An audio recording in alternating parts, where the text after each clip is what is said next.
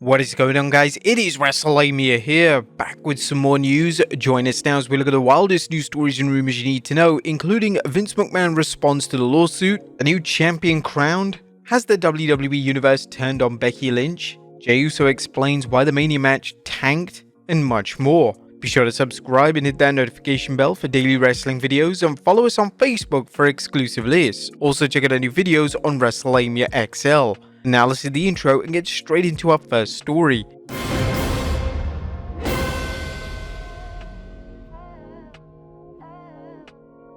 Our first story looks at Vince McMahon responds to the lawsuit.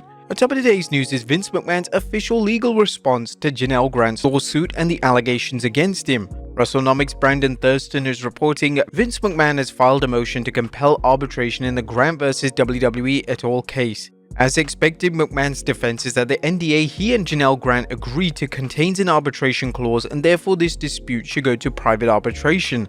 McMahon says that Grant's outrageous claims of sexual abuse and coercion are pure fiction, plainly intended to garner publicity, and are flatly contradicted by plaintiff's own contemporaneous statements. He says he and Grant engaged in a consensual relationship during which the defendant never coerced the plaintiff into doing anything and never mistreated her in any way. As we noted in past videos on the lawsuit filed by Grant against McMahon, there are serious allegations being made. The lawsuit is looking to void the non-disclosure agreement based on the argument that McMahon's alleged behavior rose to the level where an NDA agreement is not binding. It appears that McMahon wants to avoid any publicity from a public trial, hence his desire to take the case to arbitration. McMahon also may feel that the arbitration is a means of resolving the case in his favor as opposed to going to trial. Thurston also revealed that one of McMahon's arguments disputing one of Grant's allegations. In the motion, McMahon denies that Grant was grieving from the loss of a parent at the time McMahon and Grant met in 2019. McMahon says that Grant's father passed in 2017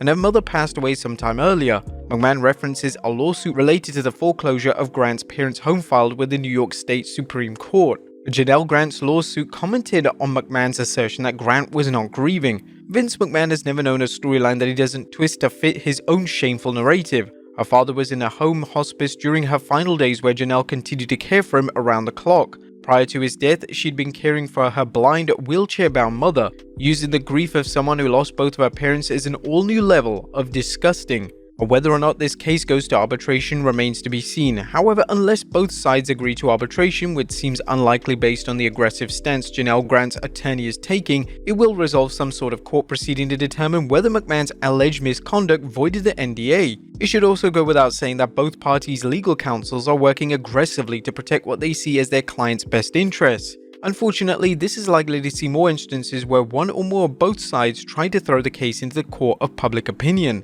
Next up, a new NXT Champion Crowned. NXT has a new champion following night 1 of Spring Break-In. Trick Williams battled NXT champion Ilya Dragunov in a stipulation where Trick would have to leave NXT had he lost. Williams beat him, furthering fans believing that Dragunov will be drafted to the main roster when the WWE draft begins this week. Now this is great news for Williams, who has only been on NXT for about 3 years. Shawn Michaels commented on how important Williams' win is. I hope tonight was some sort of little insight into what we do here in NXT, the developmental system. I think when you see somebody like Trick Williams, and quite honestly so many of the young athletes that we get in here in NXT, but Trick is just the prime example of someone that comes from the Philadelphia Eagles, not quite making it into football and then dedicating himself to becoming a WWE superstar and committing himself like he's done day after day, week after week, month after month, year after year. And it's only been 2 of them, and you can see the pinnacle at where he's risen to. Williams carried on the tradition of many wrestlers who began the NFL aspirations only to try their hand at pro wrestling.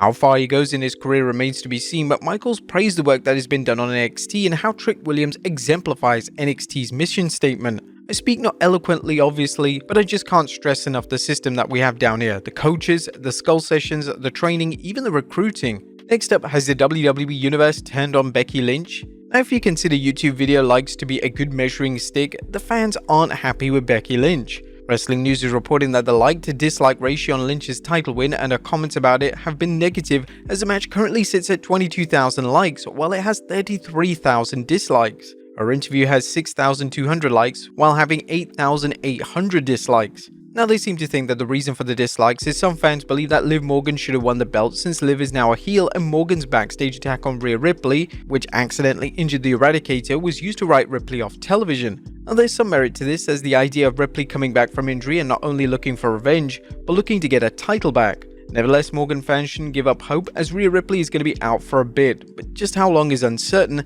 and there's still time to put the belt on Liv.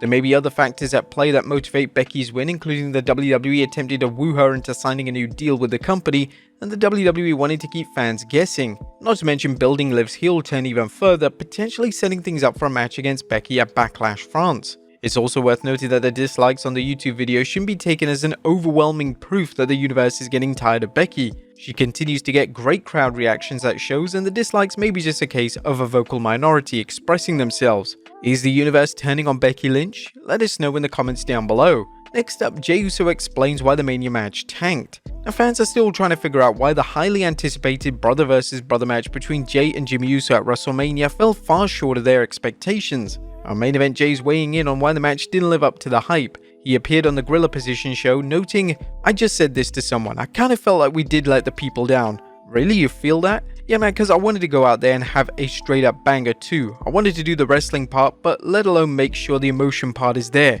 It was just a time issue. You know what I'm saying? Jey's famous father Rikishi shared the same opinion, believing that had the match gone longer, the twins could have turned it into a Mania match for the ages. However, Jey seems to understand the position he and Jimmy were put in. You just gotta play your position on the team. That's what happened. I'm still happy though, I still got a singles match at WrestleMania with my brother. That's a big picture. So I'ma always have me and him face off at WrestleMania. I'ma frame a picture that always it's marked off our box. I just wish we could have went the way I know we can, but as for whether other matches running long cut into their time, Jey explained, is that something that happens on the night? Like, do you find out just before your time is cut? Oh yeah, they went over this many minutes. Sorry, it's all good, just go out there and handle business. The timing problem is a common factor in WWE.